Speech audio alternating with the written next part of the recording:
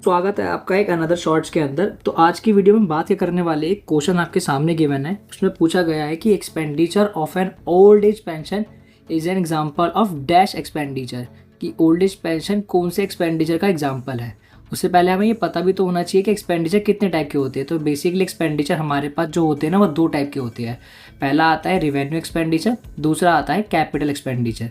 Revenue expenditure ऐसा expenditure है जिसके होने से ना तो किसी कंट्री की लायबिलिटी घटती है, ना ही किसी कंट्री की एसेट्स में कोई भी इंक्रीमेंट होता है यानी बढ़ती है, यानी लायबिलिटी और एसेट्स पर कोई भी इम्पैक्ट उससे नहीं आता। कैपिटल एक्सपेंडिचर जो एक्सपेंडिचर होता है ना, उसके होने से या तो किसी कंट्री की लायबिलिटी घट रही है या तो उस कंट्री की क्या हो रही है, एसेट्स बढ़ रही है, यानी कैपिटल एक्सपेंडिचर एक अच्छा एक्सपेंडिचर समझा जाता है। अब दोस्तों हमारे क्वेश्चन में जो एक्सपेंडिचर है ना, वो है ओल्ड एज पेंशन, यानी सरकार जितने भी बूढ़े लोग होते हैं उनके लिए खर्चा कर रही है। क्या बूढ़े लोगों के लिए खर्चा करने से हमारे देश की लायबिलिटी घटेगी? नहीं घटेगी।